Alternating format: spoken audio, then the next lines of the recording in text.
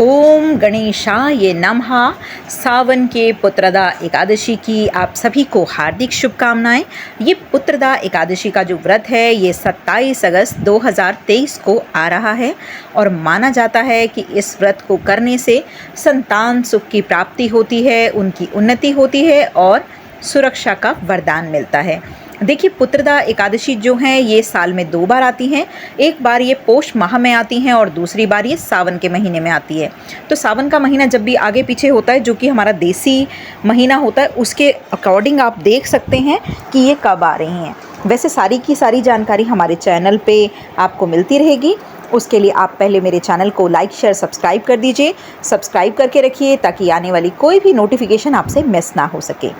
देखिए, सावन में पुत्रदा एकादशी का जो शुभ मुहूर्त है उसका जो दिन है वो है 27 अगस्त 2023 को। तो ये प्रातः 12:08 से शुरू हो रहा है और ये एकादशी की जो तिथि समाप्ति हो रही है ये 27 अगस्त को रात्रि में 9:32 पे समाप्त हो रहा है। और व्रत का पारण का जो समय है 5:57 को है और सुबह 8:31 तक है, ये 28 अगस्त तक। तो आप ध्यान रखिएगा, यदि आप मुहूर्त के समय का पूरा ध्यान रखते हैं तभी आपके व्रत रखने का आपको पूरा फल मिलता है। और इस दिन आप किसी भी तरह से, जैसे आप गजेंद्र मोक्ष का पाठ सुन सकते हैं, वरना विष्णु सहस्त्रनाम का आप पाठ सुन सकते हैं।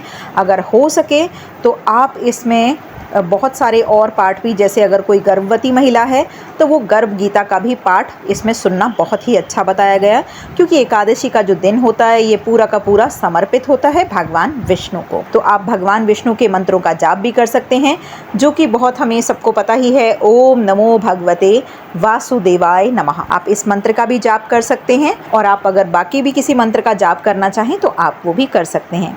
पुत्रदा एकादशी की व्रत कथा। द्वापर युग में महिष्मती नाम का एक राज्य था जिसकी बागडोर राजा महाजीत के हाथ में थी। राजा महाजीत धन ऐश्वर्य संपत्ति से परिपूर्ण था, लेकिन पुत्रहीन होने के कारण वह सदा ही चिंता में रहता था। राजा ने पुत्र प्राप्ति के लिए बहुत उपाय किए, किंतु उसका हर उपाय निष्फल रहा। राजा महाजीत वृद्धावस्था की ओर बढ़ता जा रहा था। राजा अपनी प्रजा के साथ समस्त प्राणियों का अच्छी तरह से ख्याल रखता था।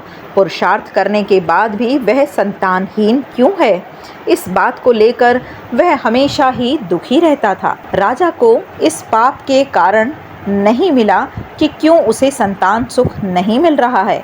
एक दिन राजा ने अपने राज्य के सभी ऋषि मुनियों को, सन्यासियों को और विद्वानों को बुलाकर संतान प्राप्ति का उपाय पूछा। राजा की यह बात सुनकर सभी ने कहा कि हे राजन, तुमने पूर्व जन्म में एकादशी के दिन अपने तालाब से एक गाय को जल नहीं पीने दिया था, जिसकी वजह से गाय ने तुम्हें संतान ना होने का श्राप दिया था। इसी कारण तुम संतान सुख से वंचित हो। संतान प्राप्ति के लिए सावन के पुत्रदा एकादशी का व्रत करो। लोमेश ऋषि ने कहा कि अगर राजा महाजीत श्रावण माह के शुक्ल पक्ष की पुत्रदा एकादशी का व्रत और रात्रि जागरण करें तो उन्हें पुत्र रत्न की प्राप्ति होगी। घर में जल्द ही बच्चे की किलकारियां गूंजेंगी, साथ ही राजा के सभी कष्टों का नाश हो जाएगा। राजा ने सावन में पुत्रदा एकादशी का व्रत पूजन विधि अनुसार किया। इस व्रत के प्रभाव से रानी ने गर्भ धारण किया और 9 माह के पश्चात एक अत्यंत तेजस्वी पुत्र को जन्म दिया।